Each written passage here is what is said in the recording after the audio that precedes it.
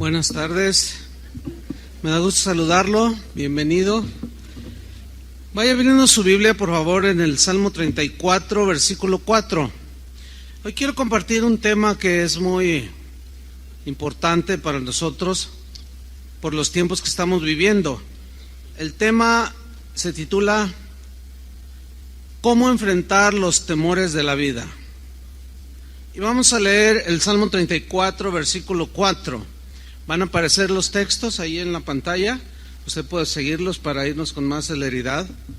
Dice Salmo 34: Busqué a Jehová, y Él me oyó, y me libró de todos mis temores. ¿De cuántos temores? De todos. Los tiempos, hermanos, que estamos viviendo son tiempos difíciles. Esa es la realidad. Estamos viviendo tiempos llenos de situaciones difíciles que provocan temor en los corazones de las personas. Pero los cristianos no estamos exentos de ser afectados por esos temores. De pronto nos vemos también atrapados por esos temores que surgen cuando empezamos a ver lo que sucede a nuestro alrededor. ¿Qué padre de familia, qué madre de familia no siente en estos momentos temor de enviar a sus hijos al colegio? Después de enterarnos de lo que sucedió allá en Monterrey, toda una tragedia. Hay algunos que son tan felices que ni saben qué sucedió, nada. Son felices, pero no, tenemos que estar atentos a lo que sucede a nuestro alrededor. Sí, hay mucho temor. ¿Por qué padre o madre no ha cruzado en su mente este pensamiento? Ay, si dejo a mis hijos ahí y le meten un tiro en la cabeza. O sea, son temores que se van generando por las circunstancias que estamos viviendo. Otros quedan atrapados, o sea, cristianos, por el temor al ver que aumentan los precios del transporte, las colegiaturas, los alimentos, todo por el gasolinazo que nos dieron, ¿sí? Entonces son cosas que se pueden ir generando en nuestros corazones, y los no cristianos pues se ven atrapados en los temores, pero nosotros no somos inmunes a eso. Los psicólogos han identificado cerca de 7,000 temores. Te los describen de uno por uno. Temores que los seres humanos podemos llegar a sentir en alguna ocasión en nuestras vidas. Por ejemplo, hay temor del futuro de nuestros hijos, ¿qué va a ser de ellos? Pensamos.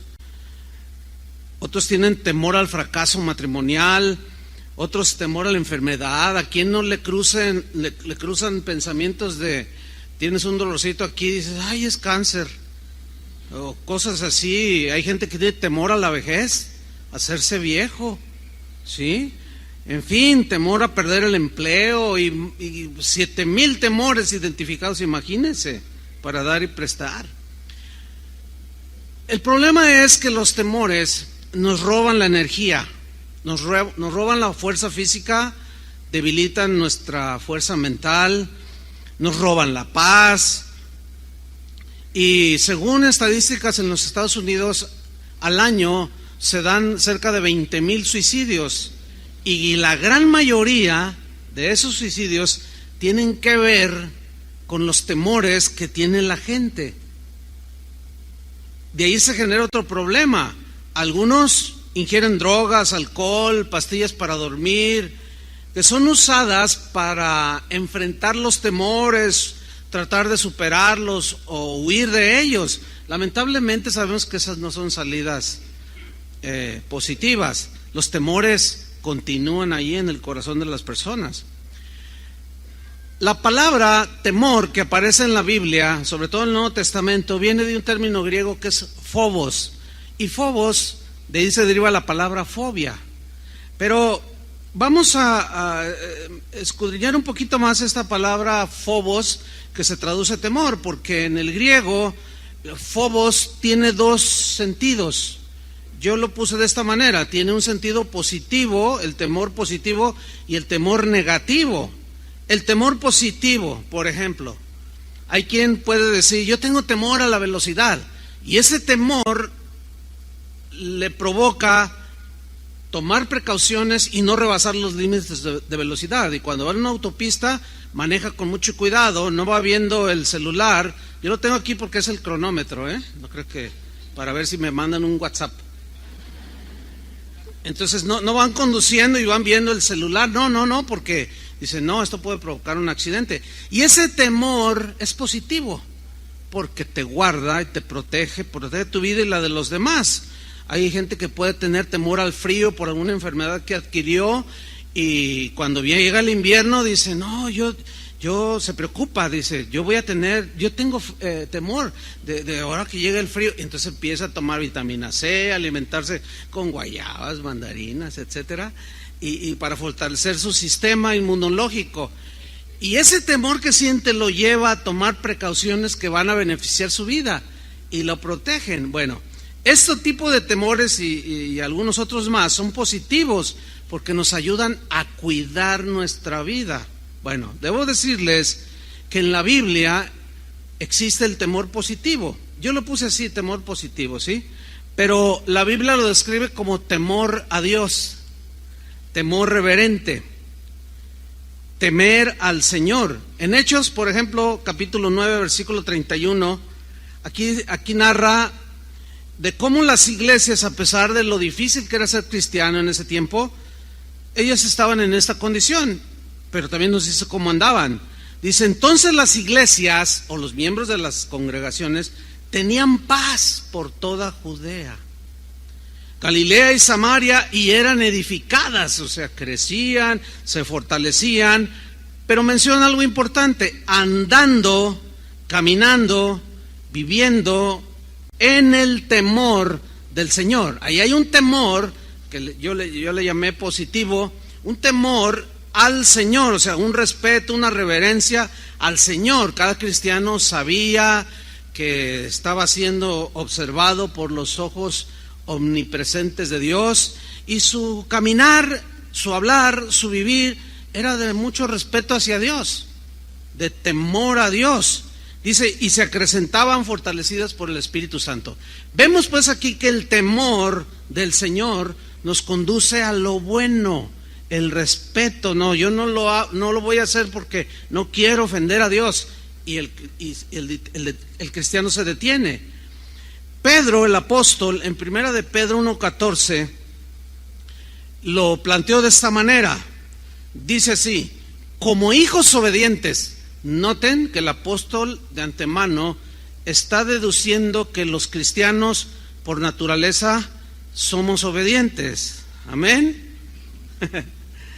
Como hijos obedientes, no os conforméis a los deseos que teníais antes, o sea, cuando no eras cristiano, estando en vuestra ignorancia, sino como aquel que os llamó es santo. ¿Qué significa esto? Que Él es apartado totalmente de la maldad, de la mentira, de la hipocresía, de la calumnia, de la agresión. Él es santo, Él es un Dios bueno y está totalmente apartado de lo malo. Y dice, como aquel que os llamó es santo. Y luego viene la exhortación: sed santos, sed también vosotros santos en toda vuestra manera de vivir. Toda vuestra manera de vivir. Versículo 16: porque escrito está, sed santos, porque yo soy santo. O sea, puesto que son mis hijos, ustedes deben de parecerse a mí. En otras palabras, versículo 17: y si invocáis por Padre a aquel que sin acepción de personas juzga según la obra de cada uno, mira lo que viene a continuación: conducíos en temor todo el tiempo de vuestra peregrinación. Aquí está mencionando una manera de vivir, de conducirnos, de obrar, de accionar, que es en temor. O sea, temor ¿a quién? Temor a Dios, respeto a Dios. Y ese temor nos va a encauzar en el tiempo de nuestra peregrinación hacia las cosas de Dios, hacia la integridad, la honestidad, la santidad. ¿Ven cómo el temor en este sentido es un temor positivo? ¿Lo alcanzan a apreciar? El lado positivo del temor solo es un distintivo del cristiano. El no cristiano no puede tener este lado positivo del temor. ¿Por qué? Porque un no cristiano pues no puede experimentar el lado positivo del temor simple y sencillamente porque no respeta a Dios. Porque no lo respeta, mucho menos le obedece. Por consecuencia es un irreverente, o sea, no tiene reverencia a Dios, no tiene respeto a Dios. Entonces, él, un no cristiano, un no creyente, no puede tener un respeto positivo en relación con Dios, puesto que no lo toma en cuenta, no lo ama, no lo obedece, entonces no le tiene temor. Entonces, él tiene temor negativo que lo conduce hacia caminos no buenos. En Filipenses 2:12, el apóstol Pablo mencionó algo muy importante, una instrucción apostólica. Dice: por tanto, amados míos, como siempre habéis obedecido. Los filipenses se distinguían por ser cristianos obedientes. Pero luego Pablo toca un punto que se da muy a menudo, porque los seres humanos tenemos ese error de querer quedar bien con la gente y actuamos bien cuando nos ven. Y Pablo toca ese punto, fíjate, y dice: por tanto, amados míos, como siempre habéis obedecido. Siempre, eran muy obedientes. Dice: no como en mi presencia solamente. En otras palabras, no solo cuando yo estoy ahí presente con ustedes se portan muy bien, hasta aureola les sale. No, dice: sino mucho más ahora en mi ausencia. Y luego menciona otra exhortación apostólica: ocupaos en vuestra salvación con temor y temblor. ¿Qué significa ocuparse en la salvación? Significa ocuparse en aquellas cosas que se derivan del hecho de haber sido salvados por gracia, por medio de la fe. Necesitamos los cristianos ocuparnos en las cosas que tienen que ver con uno que ha sido salvado, que es la obediencia, la rectitud, el amor al prójimo, el amor a la esposa, al esposo, la educación de los hijos, la santidad. Eso es lo que significa ocúpense en vuestra salvación. Pero luego nos dice el ingrediente que es el que nos va a dirigir hacia esa ocupación: el temor. Notan que el temor, una vez más aquí, nos está impulsando hacia las cosas que Dios quiere que caminemos. Entonces vemos pues que el temor a Dios solamente lo puede tener alguien que es cristiano. Uno cristiano no se distingue por ser así. Ahora bien, dentro de lo que Jesús dejó en su palabra, de cómo debía de ser pastoreada su iglesia, de cómo debería ser edificada, los apóstoles lo entendieron perfectamente, y también ellos dejaron escritos que consideramos inspirados por el Espíritu Santo. Bien, hay 3 cartas que son 1 Timoteo, 2 Timoteo y la carta a Tito. Estas 3 se les conoce o se les ha llamado a través de la historia como las cartas pastorales. ¿Por qué? Porque en esas 3 cartas mayormente son instrucciones, principio tras principio, mandamiento tras mandamiento, instrucción tras instrucción, de cómo se debe gobernar la iglesia. O sea, a los que se nos delega esa autoridad, ese privilegio, pero también una gran responsabilidad. Y en uno de esos instrucciones que Pablo le da al joven pastor Timoteo, menciona la disciplina y la relaciona con el temor, y hace la siguiente declaración. 1 Timoteo 5:20 dice: a los que persisten en pecar, repréndelos delante de todos, para que los demás también teman.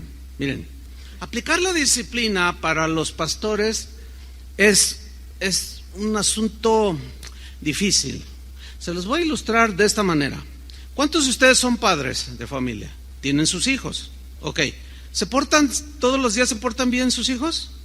No. Entonces usted como padre se le ha delegado una autoridad, ¿cierto?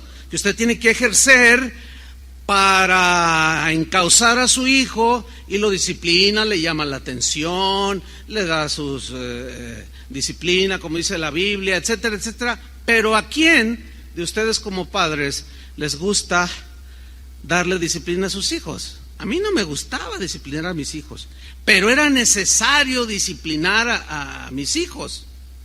Ahora, cuando usted disciplina a sus hijos, a ellos tampoco les gusta la disciplina, ¿verdad que no? Y ellos reaccionan como niños que no saben procesar, no saben entender de que cuando usted los disciplina es por su bien, porque buscamos el bien de ellos.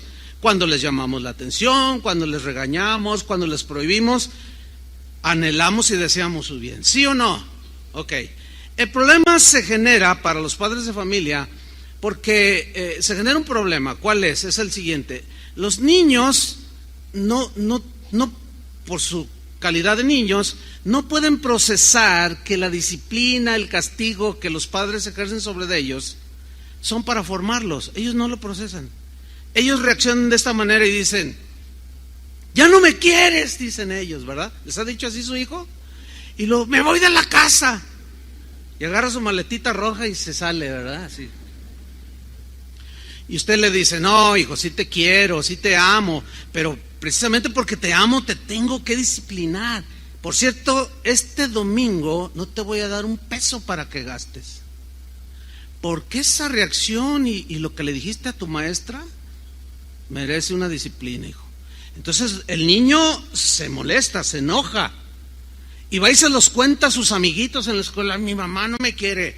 ¿Por qué? ¿Cómo que no te quiere? Sí, no, me disciplina y no me dio domingo. Y se empieza a quejar con el amiguito ahí en la escuela. Y el otro, pues resulta que le hicieron lo mismo. Y Dios los hace y ellos se juntan. Entonces se complica porque luego los amiguitos dan malas consejos, y luego ahora con la era del internet ellos se meten a buscar allí situaciones y no te dejes de los padres y que tú tienes tus derechos. Un niño de 5, 6, 7, 8 años, ¿no? Y se ponen a discutir todo ese asunto. Entonces se genera un problema de rebeldía. Mire, eso mismo lo voy a trasladar a la congregación. La congregación es un grupo de gente que ha sido perdonada y lavada con la sangre de Cristo. Y se forma una congregación como esta y otras muchas.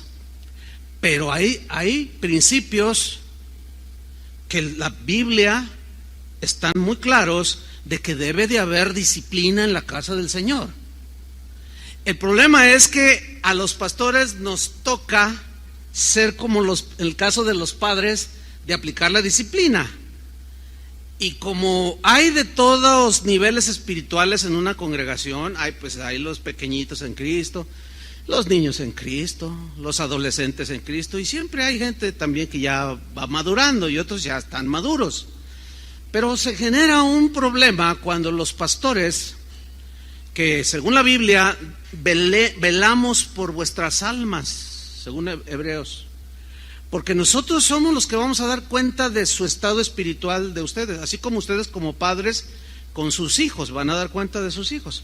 Entonces, trasladamos ese complejo problema y se genera una situación de que nos damos cuenta al observar y al estar cuidando el rebaño que algunos pues no tienen comportamientos de acuerdo a un cristiano. Entonces, pues nosotros se nos delegó la autoridad y como padres a hijos les decimos y les llamamos la atención, o los reprendemos, o los disciplinamos. Hay distintas formas de disciplinar en la iglesia. Pero el problema se complica porque así como los niños no procesan, entonces dicen, no, en esta congregación no me aman, dicen los niños en Cristo. Entonces, no, sí los amamos, y precisamente porque los amamos, los disciplinamos y queremos formarlos. Pero el problema está que luego se juntan, así como los niños que se van a la escuela y le platican a sus amiguitos, no me quieren. Y el otro dice, a mí tampoco. Pues Dios los hace y ellos se juntan, y aquí también, ¿verdad? Alguien que ha sido disciplinado, reprendido, llamado la atención, pues no está a gusto. porque lo disciplinaron. Entonces se encuentra 2, 3 por ahí que quizás también fueron disciplinados. Y mire qué cosa, quién sabe cómo sucede esto, pero se encuentran. Es algo muy extraño. Oye, me hicieron esto, me quitaron de esto. Y no, sí, aquí abusan. No, sí, a mí me lo hicieron más fea. Y empiezan, ¿sí? Entonces, hoy para los pastores se nos ha complicado mucho el ejercer la autoridad para la formación de los cristianos. ¿Por qué? Porque se potencializa en sentido negativo por el hecho de que las redes sociales están al alcance, hasta los niños lo manejan ya. Hay niños de 5 años que saben manejar más un teléfono, y a veces los abuelos, a ver hijo, dime cómo se pone la cámara, y el niño hasta sin ver, está viendo la tele, ahí está abuelo. Son tremendos. Entonces, ellos al no procesar, un cristiano o un joven o alguien que no está maduro en Cristo, al no saber procesar que es para su bien la llamada de atención, la disciplina, pues se junta con otros 2, 3 que consideran que están igual, hablan entre ellos y arman su página de Facebook y empiezan a decir un montón de cosas. Y nos complican la vida, ¿sí o no, pastores? Mira, aquí está el pastor de San Antonio, Bravo, el hermano Bravo, está Raúl con Rocío, su esposa, de Los Cabos, está Miguel y Mari de allá de Portland, Oregon. ¿Sí o no? No, están felices con lo que estoy diciendo. Nada más que están pensando, ¿y por qué no lo dices allá a los míos? Ustedes díganles, ustedes enseñen. ¿Sí o no se complica, pastores? Es difícil. Y bueno, Pablo, vean la instrucción, a los que persisten en pecar, o sea que se les llama la atención, se les dice y no hacen caso, y siguen. Bueno, es como con sus hijos, usted sigue insistiendo, ¿no? Hijo, que no hables así, hijo, que no respondas así, etcétera. También nosotros. A los que persisten en pecar, repréndelos delante de todos. Llega un momento en que hay una reprensión, a veces los encuentra uno así en grupitos y pues, pasa cosas y hablando cosas. Luego, oye, ¿qué están hablando? Hermano, ya te hemos dicho que no contamines el corazón, sana ya tu corazón de todos tus rollos que traes. Ya hablamos contigo, pero sigue y sigue. Entonces, es una reprensión ahí con los que están. Pero también puede ser tomado mal. No, ¿y por qué me avergonzó delante de todos? ¿Qué dice la Biblia? ¿Lo dice o no lo dice? Yo sé que esto no les gusta, como a los padres no les gusta disciplinar a sus hijos, pero eso dice la Biblia, hermanos. ¿Qué vamos a hacer? ¿Vamos a ignorarlo? No, aunque sabemos que en el ejercer la autoridad para formar a los discípulos, pues conlleva, y más como decía hace un momento, todo lo que hoy se genera. Y Pablo dice, repréndelos delante de todos, pero miren lo que dice a continuación, para que los demás también teman. ¿Qué significa esto? Ellos van a decir, oye, ¿es en serio aquí en casa de oración, verdad? Claro que es en serio. Hay lugares donde quizás no sea en serio. Los pastores se hacen de la vista gorda, que no vieron que aquel muchacho embarazó a aquella muchacha, y se hacen como que no pasó nada. Y si llegan a decir algo por presiones de algunos hermanos que entienden, oiga pastor, no va a tomar cartas en el asunto, Dios es amor, dicen, Dios es amor. Y al rato vuelve a embarazar a otra, pero ese pastor va a dar cuentas a Dios de no haber ejercido la disciplina, así como, para que se oiga bíblico, así como vosotros daréis cuentas a Dios por vuestros hijos, a quienes Dios les confió, a ustedes. ¿Van a ejercer la disciplina en su familia? Deben ejercerla. ¿Vamos a seguir ejerciendo lo que nos corresponde aquí? Sí, aunque lleve incomprensiones y situaciones, porque al fin de cuentas, miren, va a suceder como cuando usted estaba niño, ¿se acuerda? ¿Se acuerda de la chancla, el cinturón y la cuchara de madera? ¿Sí? Al principio, cuando le disciplinaban o le llamaban la atención y le decían, usted se sentía el hijo, la oveja negra de la familia, que nadie la quería, pero era un niño y no sabía procesar. Pero pasaron los años Usted se casó o llegó a cierta madurez y dijo, qué buena onda era mi papá. Ahora agradezco que me haya llamado la atención tan duro como me hizo, o me llamó la atención cuando aquella cosa. Y entonces usted empieza ya a entender cosas que no las entendía cuando era un niño. ¿Le sucede así? A mí sí me sucedió. Yo creo que a todos. Pero pasan unos años para procesarlo. Bueno, en ese versículo, pues tenemos que observar que hay una advertencia allí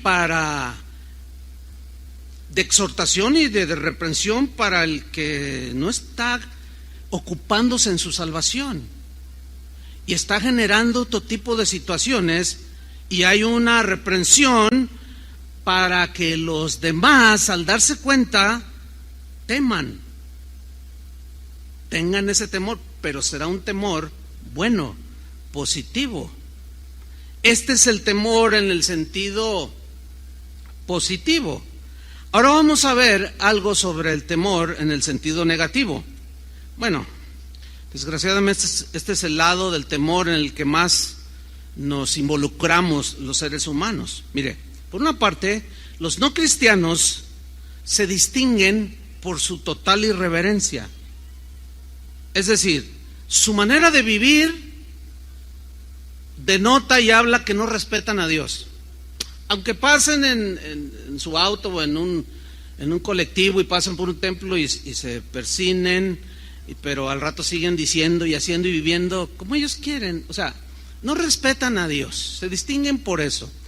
Se distinguen en su manera de hablar, dicen 20 palabras y 19 altisonantes. Su manera de vestir, por ejemplo, el caso de la mujer que no tiene temor de Dios, es irreverente, pues ella no tiene ningún empacho en andar enseñando todos los atributos que Dios le dio en su cuerpo, y no tiene respeto, y se levanta la falda hasta acá. Bueno, ustedes entienden todo esto. Entonces su conducta no es reverente, no es de respeto a Dios. No hay un temor positivo. No, ¿cómo? No puede tenerlo. No tienen respeto a Dios. Al no respetar a Dios, tampoco tienen respeto por su vida. Se meten drogas, se la inyectan, se la fuman, se meten un montón de humo, se embriagan, comen sin proporciones debidas o exageradas. O sea, no respetan a Dios. Por consiguiente, no se respetan a ellos mismos. Y si alguien que no respeta a Dios y no se respeta a sí mismo, ¿ustedes creen que va a respetar la vida de los demás? No, nada más vean a su alrededor. ¿Hay respeto entre los seres humanos? No hay ese respeto. Todo es agresión, todo es burla, todo es irreverencia. Bueno, ellos no tienen temor de Dios. Entonces no es un distintivo el temor positivo en ellos. Pero fíjense que precisamente estas personas que no tienen respeto a Dios, ni a ellos mismos ni a los demás, son precisamente aquellos que de pronto se ven envueltos en temores, 7,000 temores. ¿Saben ustedes que el Señor Jesús habló de que previo a su retorno, ¿cuántos lo esperan? Previo a su retorno, el mundo, la gente que vive en el mundo estaría llena de temores, de tal manera que el corazón de los seres humanos se desfallecería, desmayaría. Pero Él lo dijo de aquellos que no tienen temor a Dios. Vamos a ver esas escrituras. Vamos a Lucas 21, versículo 25.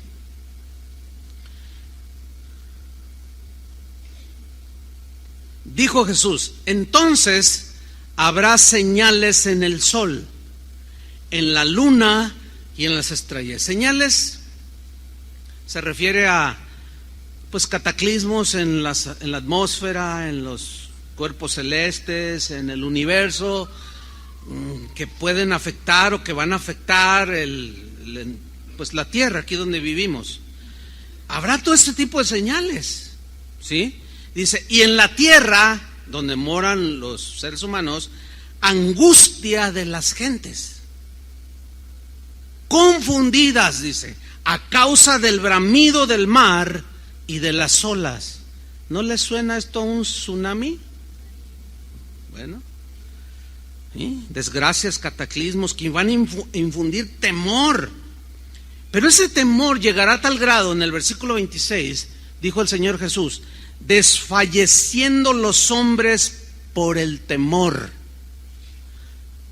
Mire, desfallecer aquí en esta parte de la Biblia es una palabra que significa exhalar el aliento de vida poco a poco, así como al grado de que te vas secando. La idea es que vas perdiendo las fuerzas. El temor, yo lo dije al principio, te mina tus fuerzas mentales, físicas.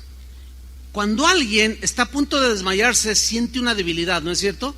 Y lo primero que hace es sentarse o acostarse, o si no alcanza, pues da el azote allí. ¿Por qué? Algo sucedió, perdió las fuerzas físicas, perdió la noción, se le nubló todo y se desmayó. Bueno, fíjate, el temor tiene este terrible poder de provocar que una persona que se envuelta en temores llegue al desfallecimiento. No tiene fuerzas, en el caso, hablando espiritualmente, no hay fuerzas para enfrentar las fuerzas del mal. Hay debilidad espiritual. ¿Por qué? Porque los temores lo han abrazado, lo han atrapado y ya lo inhibieron. No, inhibieron todo eso bueno que hay, que Dios puso en nosotros. En el caso de los cristianos, pierden la paz. ¿Sí? Sigo leyendo. Desfalleciendo los hombres por el temor y la expectación, o sea, de lo que ellos saben, hay una expectativa de qué, dice, de las cosas que sobrevendrán en la tierra. Le voy a decir algo, hermano. Los gobiernos de los países alrededor del mundo no nos dicen la verdad. La verdad de la balacera en Playa del Carmen, en Cancún, allá en aquella zona de Quintana Roo, lo que salió en la televisión, hermanos, no es la realidad. ¿Está consciente de eso o no? ¿Por qué no nos dicen que un asteroide está a punto de estrellarse con la Tierra y no, hay muchas cosas que los gobiernos nos ocultan? ¿Saben por qué? Porque ellos dicen, su argumento es para que la gente no entre en temor y en pánico. Imagínense, ahora, si aún así la gente está envuelta en temores, imagínense que nos dijeran toda la verdad. Si nos dijeran toda la verdad de cómo está la condición en nuestro país, la verdad, la realidad. Uy, hermanos, algunos quizás hasta escaparían de esta vida por la puerta falsa. No estoy exagerando, ¿eh? El punto aquí es que el Señor está diciendo muy claro que previo a su regreso se van a dar estas situaciones. Yo les he venido diciendo, por lo menos en los últimos 10 años, que las cosas no van a mejorar. Algunos se me acercaron, yo los entiendo y bueno, uno es paciente, ¿verdad? Y pastor, no, ¿cómo? Confiese positivo, no sea fatalista. Bueno, con todo respeto para esos que me lo han dicho o que en sus Facebook dicen, mi pastor es bien exagerado. Ahora yo les pregunto, ¿mejoraron las cosas? A ver, a uno que me diga, ¿mejoraron las cosas en el mundo? Luego entonces, como dicen, por 10 años, ese es mi cálculo, les he venido diciendo, las cosas no van a mejorar, pero ¿qué van a hacer? Se van a hacer como las avestruces que van a meter la cabeza abajo para no ver a su alrededor, o como me dijo un pastor, no, yo no veo las noticias porque, ¿para qué? No, yo me concentro en lo bueno. Le digo, no, pastor, un pastor tiene que estar viendo qué hay alrededor. Un pastor está vigilando, están las ovejas y de reojo las mira, pero ve más allá del redil, porque hay lobos, hay osos, hay fieras que son depredadores de las ovejas. Y no puede decir, yo nada más veo mi rebañito aquí. No, uno está viendo. Yo como pastor lo entiendo y tengo que estar viendo. El día que sucedió la tragedia de Monterrey, del chico que le disparó a sus compañeros, en la noche yo vi un programa, estaban entrevistando en un canal, estaban entrevistando a una muy respetable psicóloga aquí, pues de Monterrey, y ella estaba así, su expresión era esta,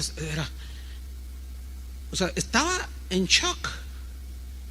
Y le pregunta a la entrevistadora, ¿qué opina usted? Dice, es que no hay registro de esto en nuestro país.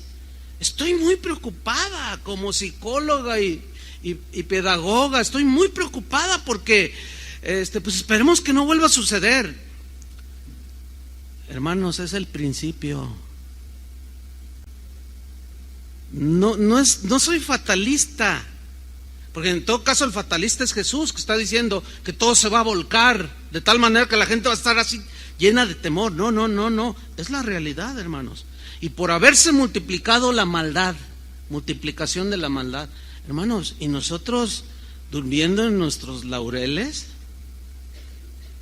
Bueno, en ese colegio yo leí una entrevista a uno de los maestros, o en unas noticias también.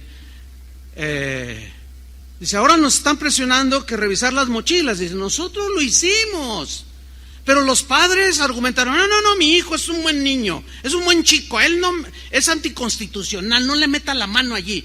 Y quitamos ese programa de revisar las mochilas. Y ahora ya nos quieren agenciar el asunto. ¿Por qué no lo revisan? Y se los regresó. No, revísenles ustedes, padres, cuando salgan de su casa, revísenle la mochila. Y en el trayecto que no tengan ningún contacto con ninguno de los amiguitos, porque ahí le pasa la navaja y le pasa la pistola. Es responsabilidad de los padres, hermanos. Ustedes cumplan su tarea y nosotros la nuestra, de explicarles la palabra de Dios, de encauzarlos, de enseñarles para que enfrenten todo lo que está por venir, hermano. Ahora, es obvio que el mensaje que estoy dando no tiene el propósito de llenarlos de temor, ya lo verán al final. Es advertencia, ¿sí? Y advertencia de Jesús. Entonces dice aquí el Señor Jesús, los hombres desfalleciendo de temor por la expectación de las cosas que sobrevendrán en la tierra, porque las potencias de los cielos serán conmovidas. Pero habla de que la gente que desfallecerá de temor son precisamente los irreverentes, los que no tienen temor de Dios, porque en el versículo 27 ahora se dirige a los creyentes en Él, a la gente de fe. Versículo 27 de Lucas 21 dice, entonces verán al Hijo del Hombre que vendrá en una nube con poder y gran gloria. Cuando estas cosas comiencen a suceder, ¿qué dijo Jesús? Erguíos y levantad vuestra cabeza, porque vuestra redención está cerca. Yo quiero que noten esto, que vamos a estar en la tierra cuando suceda todo eso. Es decir, también estaremos expuestos a ser atrapados por los temores. Pero aquí es donde el Señor hace su exhortación a sus hijos, o sea, a nosotros, para que no nos dejemos llevar, para que no nos dejemos arrastrar por la gente que estará desfalleciendo. Hay cristianos que ya están siendo atrapados en la misma condición en la que están los irreverentes. Ahí está una mujer cristiana que sale a barrer la puerta de su casa y de pronto sale la vecina a hacer lo mismo. Oiga, vecina, ¿ya se dio cuenta que aumentó el precio del jitomate? Le pregunta a la vecina no cristiana a la cristiana. Entonces la cristiana le dice, sí, ya me di cuenta. ¿Qué vamos a hacer, doña Pepita? Ay, no, estas cosas están... Fíjate, la cristiana ya toda llena de temor. En lugar de decirle, mire, dejemos las escobitas, le invito un café y le voy a contar algo que le puede ayudar. Le voy a hablar de alguien que le va a infundir mucha seguridad para no estar con esos temores. No, ya están siendo arrastrados. Yo los veo en internet con sus comentarios, los escucho en sus predicaciones. No, hermanos, no. Aquí dice claramente, cuando estas cosas empiecen a suceder, levanten su cabeza, ya pronto, ya vine por ustedes. Por eso el salmista en el Salmo 46, versículo 1, en la versión al día, se lee de esta manera: Dios es nuestro amparo y nuestra fortaleza, nuestra ayuda segura en momentos de angustia. ¿Nuestra ayuda qué? Segura. Fíjate el versículo 2, cómo lo liga esa frase, por eso.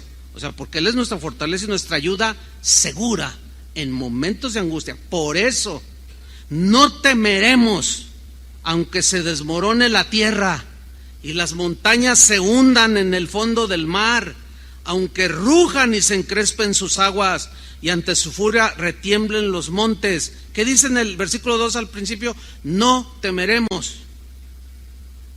La versión Reina Valera dice: aunque los montes sean removidos y se trasladen al fondo del mar, o sea, cataclismos. La palabra de Dios, si nosotros la creemos, entre otros propósitos, tiene de infundirnos fe, porque la fe viene por el oír.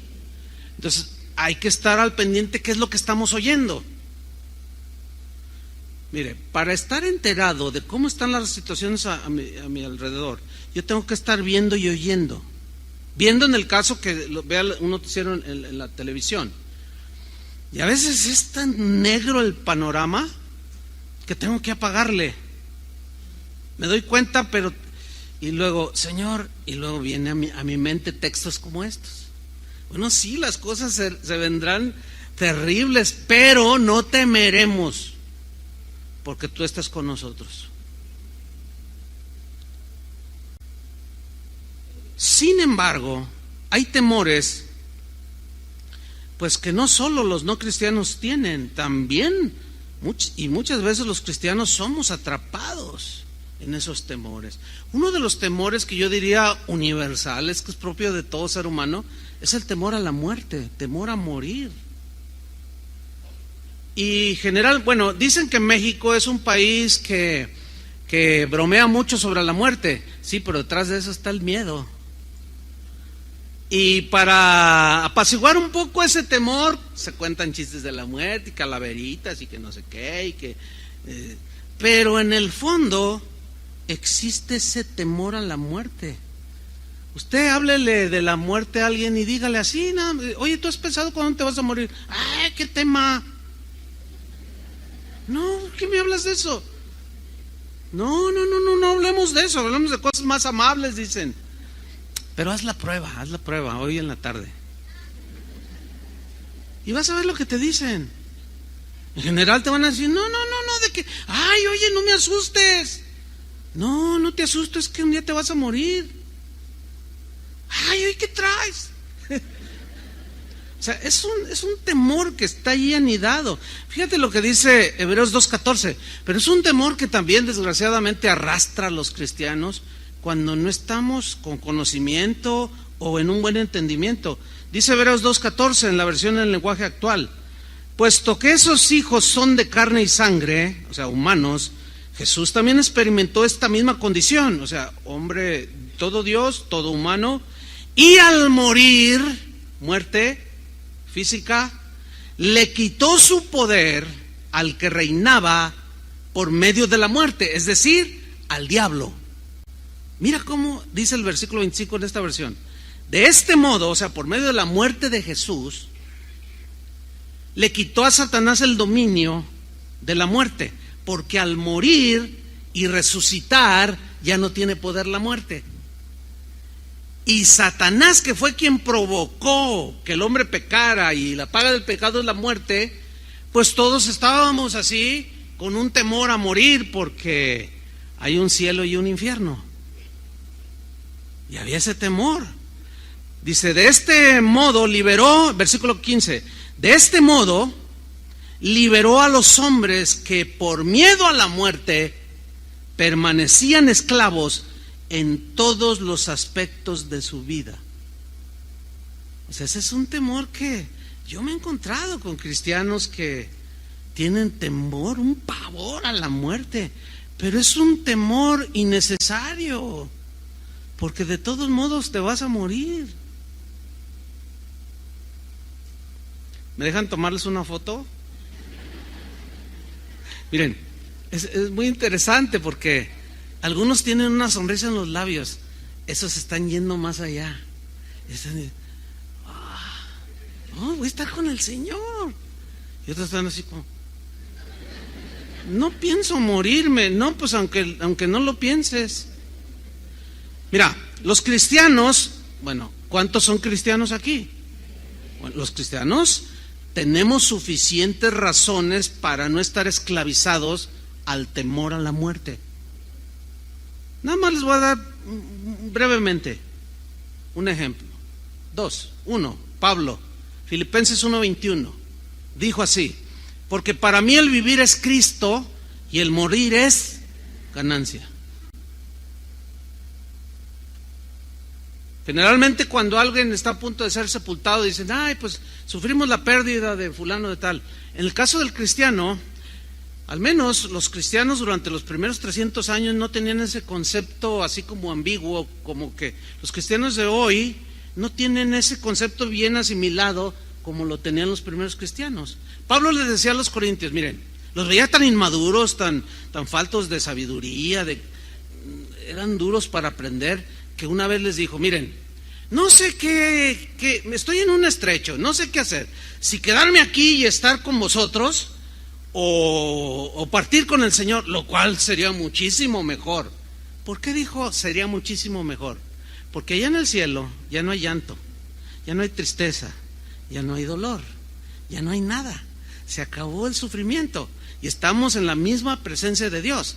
Pero fíjense el amor de Pablo por los niños, que si hubieran tenido Facebook lo hubieran despedazado más. Dice, pero por causa de ustedes, porque están bien inmaduros todavía, yo necesito ver los que han crecido, estoy en estrecho, yo me quiero quedar aquí, pero también me quiero ir, pero el Señor me conceda un tiempo más aquí con ustedes, para verlos formados. Pero lo dice, estar con Cristo sería muchísimo mejor. Claro que es muchísimo mejor. Por eso Pablo hablaba de la muerte como una ganancia. No se pierde nada. Una ganancia. En Isaías 57:1, en la versión Dios habla hoy, se lee de manera muy interesante lo siguiente. Dice, los hombres honrados mueren. Bueno, también mueren los deshonestos, ¿no? Sí, o sea, todos morimos. Pero ponga atención. Los hombres honrados mueren y nadie se preocupa. O sea, así como, bueno, ya se murió, ya te tomas tu tecito, tu cafecito ahí en el velorio y ya sigues tu vida. Nadie, o sea, así son las cosas. Y luego dice, los hombres buenos desaparecen. O sea, de la tierra, se refiere a la muerte. Pero también los hombres malos desaparecen. La diferencia es que unos se van con el Señor y otros se van al infierno. Dice, los hombres buenos desaparecen. Y miren la frase a continuación. Y nadie entiende, aunque está haciéndolo de manera general, pero en realidad es una expresión que quiere provocar un impacto para que nosotros lo entendamos. Y dice, y nadie, o casi nadie, también se podría leer, entiende que al morir un justo, un honrado, un hombre bueno, una mujer buena, una mujer honrada, casi nadie entiende que al morir se van libres de los males. Versículo 2, y entran en la paz. Había seguido un camino recto y ahora descansan en sus tumbas. O sea, hablando de que la muerte de un justo es, como dice el rey David, estimada es a los ojos del Señor la muerte de sus hijos. Ante Él es estimado. Él nos quiere tener con Él, porque es nuestro Padre y nosotros nuestros hijos. Así como tú quieres tener a tus hijos contigo. Cuando la hija de Adrián y de Martita se tuvieron que ir, después que ella se casó y se tuvieron que ir allá a La Paz, Los Cabos. Uy, pues imagínate, ya le había dado a Adrián, su hija, un nieto. No, yo tengo, por eso lo tengo bloqueado, ya no puedo tomar fotos, tengo como 7,850 fotos del nieto de Adrián, más 15,000 de la nieta de mi hermano, no, ya está bloqueado. Y ya Toña salió en mi auxilio. pues ándele que pues tenemos que irnos para allá. No, Adrián, oye, se va a ir mi hija. Pues estaba triste. Le digo, ¿y? No se ha muerto, pero se va a ir lejos. Le dolía. Dios nos quiere tener con Él. Tenemos que hacer este tipo de reflexiones, hermanos, porque yo sí me he encontrado con cristianos que sí tienen temor. Se enferman y pastor, ore por mí, pero y empiezan, es que no me quiero morir, hermano, es que, y desesperado. Oye, a ver, cálmese, hermano. Si usted se muere, ¿a dónde se va? No sé. O sea, ¿están tan bloqueados por el temor? Sí. Están tan bloqueados por el temor que ya no piensan con claridad. A ver. ¿Cómo que no sabe? ¿Tiene a Cristo en su corazón? Bueno, hermano, usted me conoce, tengo 15 años en la congregación. Le digo, usted es un buen cristiano. Si tú te mueres, te vas con el Señor. Y ya no te va a doler nada. Y mira, los que nos quedemos aquí, pues seguimos luchando. Entonces, aquí la palabra de Dios nos está diciendo que no debemos de tener esos temores, porque eso, hermanos, nos minan las fuerzas. Jesús, en sus discursos, en sus enseñanzas, tocó otro punto también acerca de las preocupaciones que los seres humanos tenemos por las cosas necesarias de la vida. Pero nosotros los cristianos tenemos suficientes razones para despojarnos de ese temor a no tener ni lo básico, comida, alimento, techo. Y Jesús, en uno de sus inolvidables discursos que están registrados en la Biblia, en el famosísimo y hermosísimo Sermón del Monte, en el capítulo 6 del Evangelio de Mateo, pero en la versión en lenguaje actual, les voy a leer esta enseñanza de Jesús. Dijo así: por eso yo les digo, no anden preocupados por su vida con problemas de alimentos, ni por su cuerpo con problemas de ropa. Y hace una pregunta: ¿no es más importante la vida que el alimento? ¿Cuál es la respuesta? Pues sí, ¿no? Pues el pozole, la torta ahogada, pues eso desaparece, y tu alma, tu vida es eterna. Dice, ¿no es más importante la vida que el alimento? ¿No es más valioso el cuerpo que la ropa? La ropa no se va al infierno, tu cuerpo y tu ser sí. Dice en el 26, fíjense en las aves del cielo. ¿Y cómo le está dando su mensaje en el campo abierto? Era una montaña, un monte. Seguramente andaba un montón allí de ticuces o de zanates, alguna parvadita allí de animales, de avecillas que andaban volando. Dice, fíjense en las aves del cielo. Y todos, ¿verdad? Porque así enseñaba Jesús, todas las parábolas tienen cosas, ovejas, árboles, etcétera, que ellos entendían. Fíjense en las aves del cielo, no siembran, ni cosechan, no guardan alimentos en graneros, y sin embargo, el Padre del cielo, me gusta esta versión, el Padre de ustedes las alimenta. ¿No valen ustedes mucho más que las aves? O sea, así como que los regaña, ¿no? Como que los desafía con esa pregunta. ¿Qué no valen ustedes más que las aves? Entonces yo puedo imaginarme allí entre la multitud que lo escuchaba, que se miraban unos a otros así, ¿valgo más que un zanate, oye? Sí. Oye, ¿valdré más que una conguita? Sí, dice, ¿no valen más ustedes que las aves? Versículo 27, ¿quién de ustedes, por más que se preocupe, puede añadir algo a su estatura? Lo que está diciendo aquí Jesús es que no te dejes abrazar por las preocupaciones que te van a generar temor.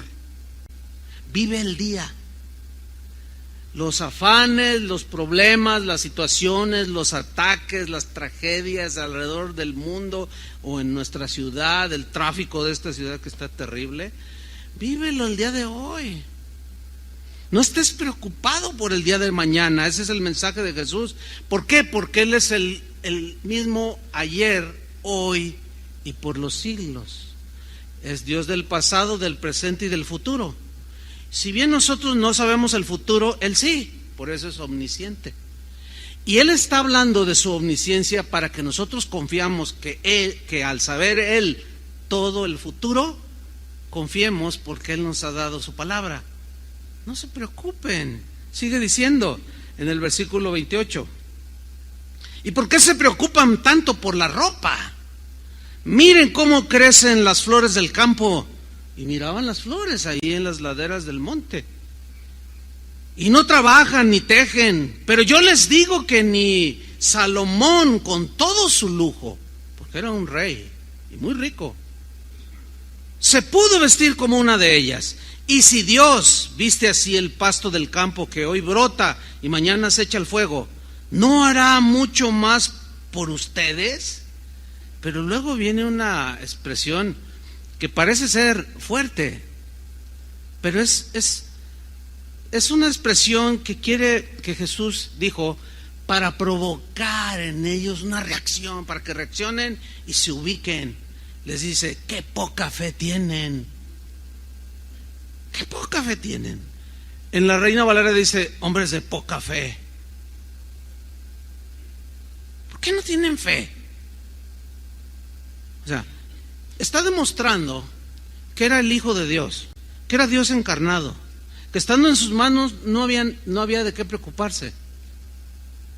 Y sin embargo, de pronto les da este mensaje porque Él veía que los irreverentes, los que no lo aceptaban a Él, estaban tan preocupados por todas esas cosas que ellos, como ya seguidores en ese momento de Jesús, también ya estaban muy preocupados. Por eso les dijo esto.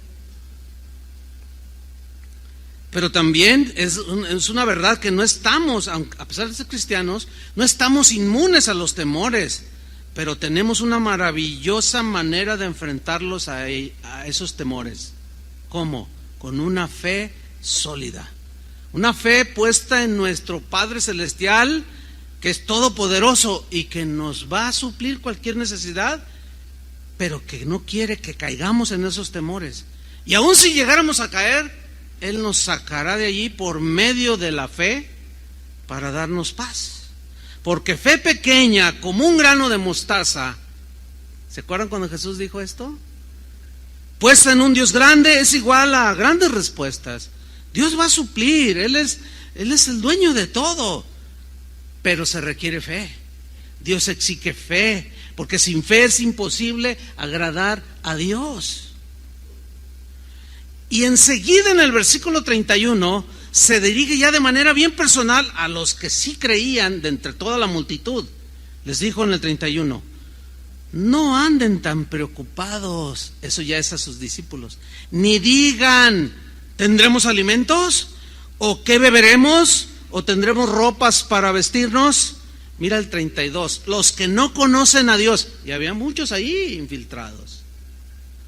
Dice, los que no conocen a Dios se afanan, se preocupan por esas cosas. Esa preocupación nos lleva a tener temor del mañana.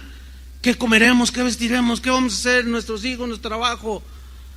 Pero el Padre del cielo, Padre de ustedes, sabe que necesitan todo eso. Él ya lo sabe.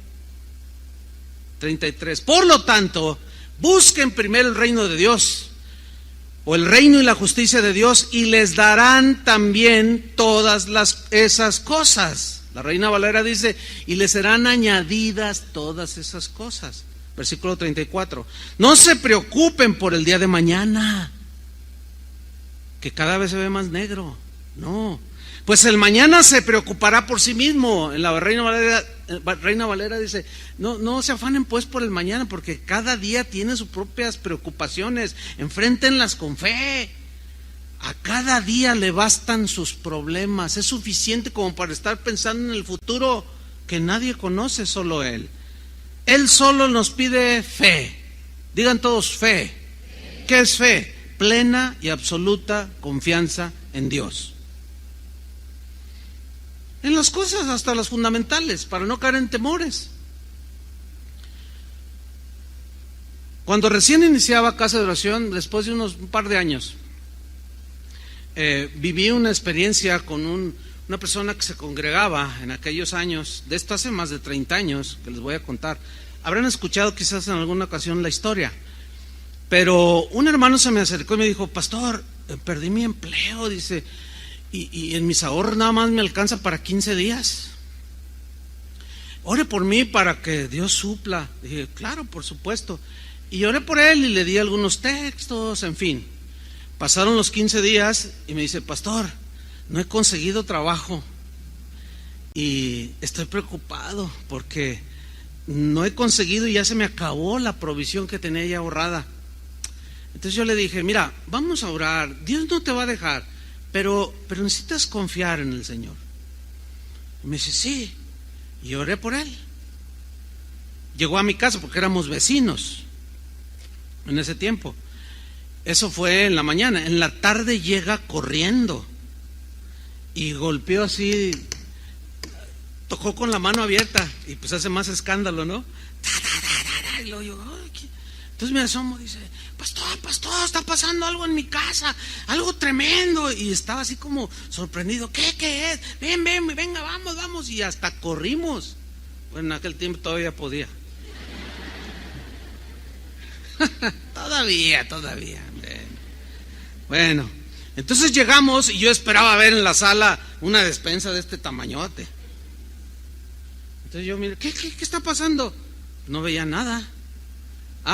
Pero hay algo. Cuando me dice que ore por él, dice: porque yo ya no tengo, hermano, estábamos en las mismas condiciones. Él tenía 3 hijos, nosotros todos no teníamos hijos. Entonces, pues, si yo hubiera tenido, le comparto, pero como no tenía, pues estábamos en las mismas, es que nos juntamos. Entonces entro ahí a la sala, pero no vi cajas de galletas ni nada. Y le digo: ¿qué pasó? Dice: no, acá en el patio, venga. Entonces voy y me asomo y había como 50 codornices. Y le digo: ¿y eso? Dice: no sé, empezaron a caer.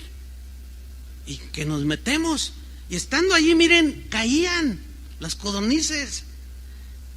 Lástima que no había todavía estos aparatitos, ¿no? Si no hubiera... Ahí venía una. Un selfie con una cayendo. Era una cosa espectacular, hermano. Las codornices cayendo. Pero mire la reacción. Dice: oye, pastor, ¿no será de alguien que se les escapó? ¿Alguien que las cría y se le abrió la jaula y se le salieron? Y fíjense cómo me contagió. Porque también se contagia a veces el temor. O sea, estaba viendo el milagro, pero era tan maravilloso que le digo: no, pues vamos a ver, a lo mejor si son de alguien. Pues ahí nos tiene, hermano, tocando a 2, 3 manzanas alrededor, puerta por puerta, preguntando: oiga, ¿no son de ustedes unas codornices? A lo mejor se les escaparon. ¿Codornices? No. Y todos nos dijeron que no. Ya cuando andábamos ya cansados, le dije: oye, a ver, ¿qué no oramos en la mañana? ¿Ya viste? No son de nadie. Y nos apenamos. Dijimos: Señor, nos diste un platillo exótico. Codornices.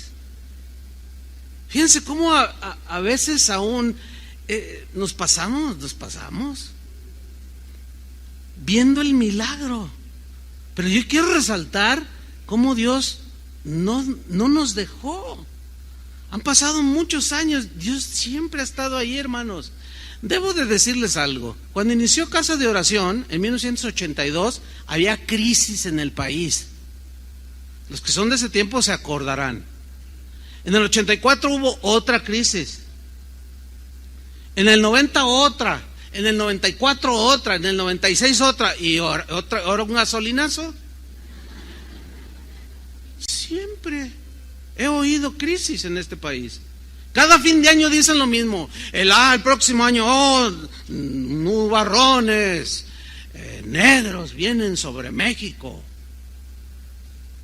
Sin embargo, aquí estamos, hermano. Dios no nos ha dejado. ¿Por qué dudar ahora? Si durante 35 años, digo, los que venimos de ese tiempo, Dios ha sido fiel, ¿por qué dudar ahora? Jamás. No. Pero también, bueno, puedo contarle muchos testimonios, pero recuerdo de otro hermano que también se acercó en una ocasión y dijo: pastor, perdí mi trabajo y no tengo para darle de comer a mis hijos. Vamos a orar. Y oramos. Entonces pasó como una semana, 2 semanas, un mes, y yo lo saludaba: ¿cómo estás, hermano? Pero también con la intención de ayudarlo, y me decía: bien, hermano, Dios es fiel, pero no me decía nada. Y pasó un mes, 2 meses, y hermano, ¿cómo estás? No, hermano, tremendo el Señor, es bien fiel, ha suplido y todo, pero no me decía nada.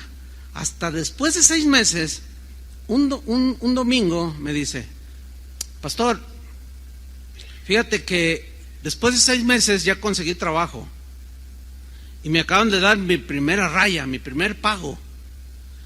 Y yo le dije: después de 6, ¿no tenías trabajo? No. ¿Y qué hiciste? ¿Cómo le hiciste? Bueno, hermano, yo te quiero decir, dice, el tanque de gas de 30 kilos me duró 6 meses. No faltaba, hasta Dios usó al tendero, al vecino que ni cristiano era, porque a veces somos nosotros los cristianos más duros. Y hay gente que ni cristiana es y ve que alguien tiene y va y le lleva. Y si Dios no me dejó, y mira, en cuanto recibí el primer pago, que se acaba el gas. 6 meses un tanque de gas. Obviamente es alguien que, si tú lo ves ahora, pues es alguien que está con una fe súper sólida. Ahora bien, quiero ser objetivo en esto. Ustedes escuchan este par de historias y otras más, y dicen: ay, qué tremendo, ay, qué bonito. Pero siendo estrictos en cuanto al beneficio de estos testimonios, a ustedes no les sirve de nada.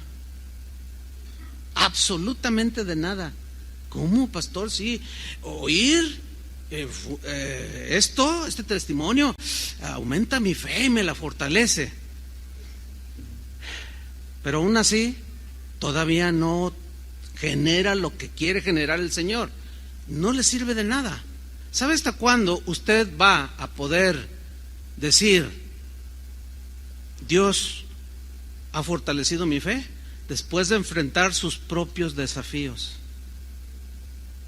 sus propios temores. ¿Entiende?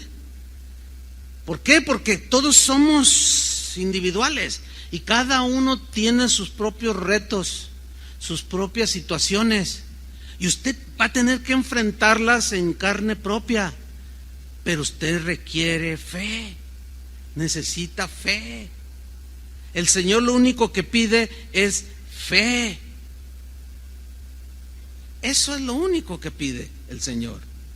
Cristo relacionaba el temor a la falta de fe. Es decir, que la falta de fe generalmente nos lleva al temor. Y hay una historia, para terminar, en Marcos capítulo 4, versículo 35, en la versión del lenguaje actual, que nos ilustra este principio, cómo Cristo relacionaba el temor con la falta de fe. Por eso sus aparentes reproches: ¿por qué tienen tanta poca fe? ¿Por qué tienen tan poca fe? ¿Por qué no tienen fe? Como que les reprocha. Marcos 4:35, veamos la relación que tiene el temor con la falta de fe. Dice: al atardecer de aquel mismo día, en versión del lenguaje actual, Jesús dijo a sus discípulos: crucemos a la otra orilla del lago. Yo subrayo: crucemos a la otra orilla del lago. Significa que cuando Dios dice algo, se cumple, ¿no? Era imposible que la barca se hundiera con Jesús adentro. Cuando Él dijo: pasemos al otro lado, vamos a la otra orilla, iban a llegar a la orilla. Es algo así como lo que el Señor ha prometido: venir por nosotros, no te dejaré. Pero en lo que viene sucede algo parecido a lo que sucedió en esta historia. Dice: despidieron a la gente, Lo llevaron en la barca en que estaba, también lo acompañaban otras barcas. De pronto, ahí está, Él les prometió, vamos al otro lado. Pero en el trayecto de pronto, Él prometió venir por nosotros, estar con nosotros. Pero en lo que Él llega por nosotros, de pronto nos dan un gasolinazo. De pronto explota no sé qué, de pronto un muchacho saca una pistola y balacea a su maestra y a los niños. De pronto se levantan cosas, situaciones que infunden temor en los corazones. Y aquí está la historia. De pronto se levantó un gran temporal y las olas se estrellaban contra la barca. No sé cuántos han viajado en una barca, pero cuando el mar se pica es horrible. Que se iba llenando de agua. Mientras tanto Jesús dormía en la popa sobre un cojín. Imagínense, hasta se acurrucaba. Lo despertaron diciendo: maestro, ¿no te importa que nos hundamos? Como los niños, no me quieres, mamá, no te importo. En realidad, ¿por qué me...? Dice: maestro, ¿no te importa que nos hundamos? ¿Cómo no le iba a importar? Pero ellos se habían olvidado, por el temor que les embargaba, que les había dicho vamos al otro lado. Se habían olvidado. ¿Qué es lo que nos puede pasar? De pronto nos olvidamos y nos vemos en la situación y decimos: ay, ¿no te importa, Señor? ¿Dónde estás? Decimos. Él entonces se despertó, se encaró con el viento y dijo al mar: cállate, cálmate. El viento se apaciguó y siguió una gran calma. Después les dijo: ¿por qué son tan miedosos? Parece algo agresivo y como que les está reprochando, como que los está regañando, ¿no? Pero les dijo así para confrontarlos, para que en el futuro supieran enfrentar sus propias luchas. Él ya no iba a estar físicamente con ellos. Y dice: ¿por qué son tan miedosos? ¿Todavía no tienen fe? ¿Ven cómo la falta de fe está relacionada con el temor? Ahora, aquí estaban aprendiendo sus primeras lecciones, ¿sí? ¿Ven cómo Jesús siempre los llevó a que ellos mismos enfrentaran sus propias situaciones? ¿Para qué? Para que al depositar su fe plena en Jesús, ellos se dieran cuenta que Él estaba ahí. Pero se requiere fe, hermanos. Desgraciadamente los temores a veces se contagian. El temor es contagioso. Ves una persona temerosa y habla y contagia al otro. Cuando salió el candidato a la presidencia de los Estados Unidos, Donald Trump, todo el mundo dijo: ese está loco. ¿Ese qué va a salir? No, hombre, nadie va a votar por él. Y que gana, oiga. Y que gana. ¿Y cómo está la gente hoy? Bueno, a mí me tocó estar casi previo a la elecciones. No, el día de la elección me tocó ver. Ya me acordé, estaba en la casa allá en San Francisco, California, con el pastor José Antonio. Y lo vimos en la televisión. Y pues había unas conferencias allí y había algunos hermanos y todo. En esos días, y estaban preocupados: nos van a echar del país, estaban asustados. Y se nos olvida que Dios es el que pone y quita reyes. ¿Quién los pone? Ahora, si Dios permitió que llegara, bueno, Dios tiene sus planes, ¿o no? Pero escucha a los periodistas aquí. Hoy mientras venía en el camino, estaba oyendo unas noticias y dice: no, pues ya está dando sus primeros discursos, que nos agarre confesados, dice. Y dije: este cuate está infundiendo temor a la gente. No, ya ven que allá Estados Unidos estornuda y acá nos da una pulmonía. Y es que la economía, ¿qué va a ser de nosotros? Estamos muy preocupados, decía anoche un economista. Yo estoy muy preocupado porque el Tratado de Libre Comercio lo quiere echar para abajo. ¿Y qué vamos a hacer en México? Y todo así. Nuestra seguridad no radica en un gobernante, cómo gobierne, bien o mal. Nuestra seguridad radica en el Señor, hermanos. Pues Dios quiera que haga bien las cosas por allá, pero ¿y si no qué? ¿Miedo a qué? Y si regresan algunos paisas y son cristianos, pues Dios los va a acomodar, todavía cabemos en el mundo. Sin embargo, yo sé lo que esto implica, porque algunos dicen, ay, qué ligero lo que dice el pastor. Bueno, soy realista, suena quizás ligero porque por la simplicidad de este principio, pero es que es la verdad. Es la verdad. Nuestra confianza está en un presidente electo o en Dios. Si el presidente que fue elegido es de mi satisfacción, entonces estoy tranquilo, gloria a Dios. No es así, hermanos. Ese es un error. No debemos de dejarnos contagiar, hermanos, por el temor que genera lo que se da a nuestro alrededor, mucho menos depender de un político o de los políticos. Ahora sí que nos agarre confesados el Señor. Hermanos, por eso dijo el salmista, busqué a Jehová y Él me oyó y me libró de todos mis temores. Es tiempo de buscar a Dios. Algunos con mayor intensidad. ¿Por qué? Porque han estado un poco ahí despistados de lo que sucede a su alrededor. Pero se los reitero, les hemos venido anunciando, las cosas no mejorarán. Necesitan tomar cartas en el asunto de la educación a sus hijos. Cada día, hermanos, de continuo, aprovechen las enseñanzas que se dan en casa de oración, las reuniones de matrimonios. Hay padres que no saben disciplinar a sus hijos, que cuando se portan mal, al no saber, fíjense cómo los castigan o los disciplinan. No vas al congreso de jóvenes. No sé si llorar o reír. Ahora, para que se te quite como disciplina, no vas al congreso. Y el muchacho, déjame ir, perdóname si la regué, fallé, papá, mamá, déjame ir y además yo quiero servir y me pidieron que servía. ¿Te duele, verdad? Pues que te duela y para que te eduques. Y luego nos damos cuenta y nomás nos miramos y lloramos o ¿qué hacemos, hermanos? No, es lamentable.